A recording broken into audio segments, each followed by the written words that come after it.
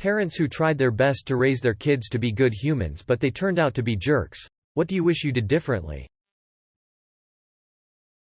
You don't have to win every power struggle. I don't have jerk kids.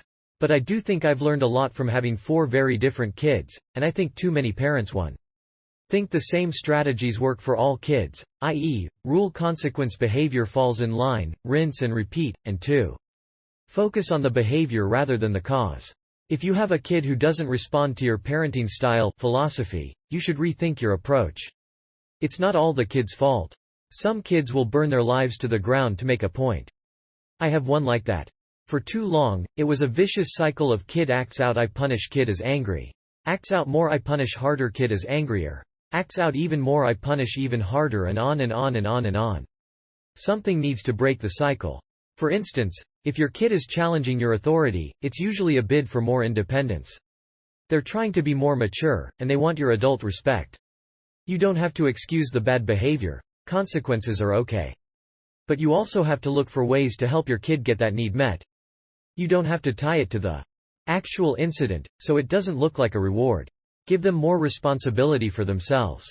Let him walk to school alone if he doesn't get to do that.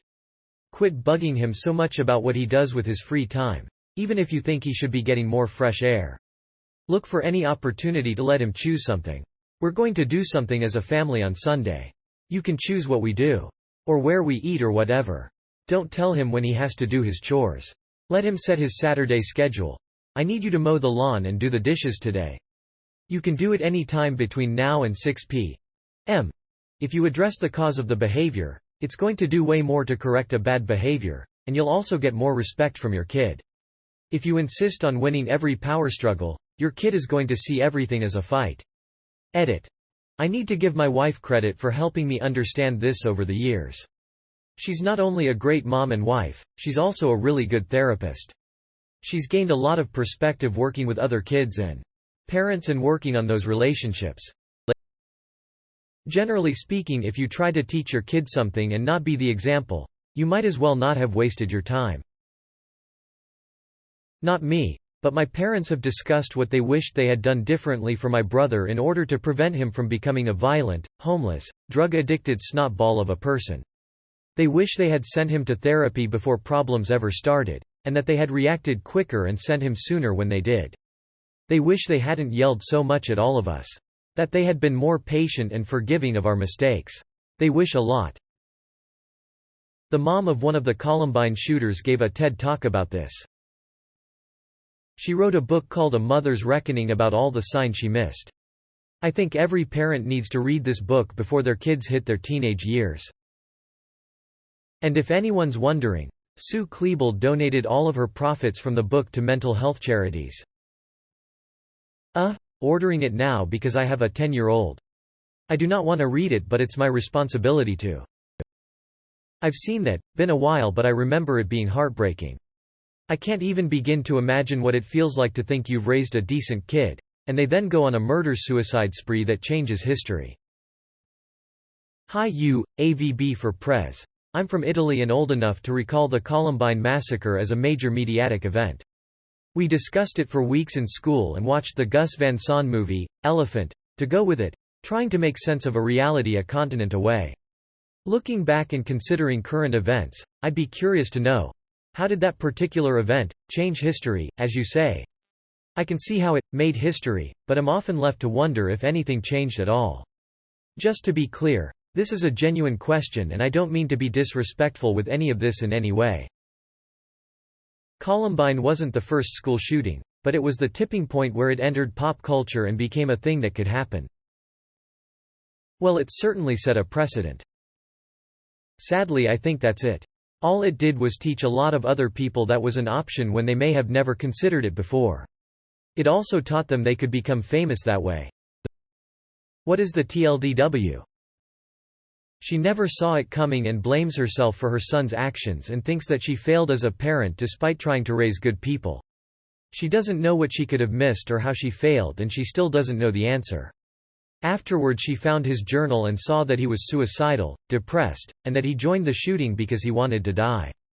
It was also clear that he was taken advantage of by the other shooter, who encouraged Dylan to take his anger and depression and desire to die and to channel that into a desire to inflict that same pain he felt on others. Lastly, she has no idea how he got his hands on a gun. He had gotten guns both legally and illegally despite being a minor and there being no guns in the house, and she's appalled that the same methods exist today.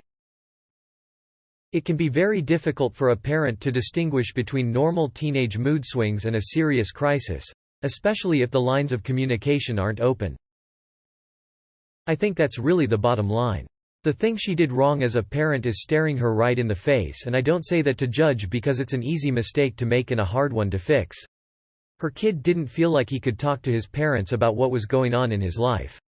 If there's no communication and you don't do anything to restore it, it's all out of your hands at that point, because someone else who does know what they're thinking and feeling is going to take your place in that role, and you better hope you're lucky enough for it to be someone good. This is a really hard one because kids are so very different. I have 4. I have always been the parent who has the open door, talk with their kids about everything. No judgment, know they are loved. I could continue to list all the things. My oldest is 17 and she will talk to me about anything and everything. My 15-year-old, Elle, on the other hand, I thought we had an open, honest relationship until I found out it wasn't. You can do everything right and still get it wrong, and that's what makes parenting so freaking difficult. Kids are still people and they are who they are, and while we try to lead them the best that we can, they are free to become whoever they want to be, and sometimes there is no one to blame. I am starting to wonder how much influence parents really have. Would a child turn out the same regardless? How much is nurture and how much is nature? I have one child, the youngest, who I'm starting to worry about. He's tall, athletic, attractive and very charismatic. I feel like it's a constant battle between teaching him respect and humility and the worship he gets at school. At his age he's not prepared to deal with all these peers who want his attention, tell him how great he is, and the girls lining up to talk to him. Yeah, don't we all wish we had this problem as teens? Anyway, it's a struggle. He's gotten cocky and thinks life will just keep on treating him like a king. And maybe it will. He's got the type of personality that makes people want him around. But he needs to treat others with the same respect he expects for himself. Confidence is good, but it needs to be combined with kindness. Our other children are very level-headed and what we feel are good people. I hope we get to properly tech this to our youngest and that he takes it to heart and chooses to be a good person. He's gotten cocky and thinks life will just keep on treating him like a king. Different situation, but being smart made school a joke. The real world isn't school. Harsh lesson learned there. I wish I knew that some grandparents shouldn't be allowed to have a relationship with a vulnerable, easily manipulated child. I wish I knew it was okay to cut people out of your life. In my experience, most jerk kids come from jerk parents. That being said, kids can easily become jerks when they have no consequences for their actions. Not just as a toddler but throughout childhood. We wanted our kids to be happy, so I think we coddled and spoiled them. They aren't ready to function independently in the adult world. In retrospect, I think learning some hard lessons growing up helps prepare them and is less damaging than learning those lessons as adults. Edit. To clarify, they aren't jerks, just not ready to be adults.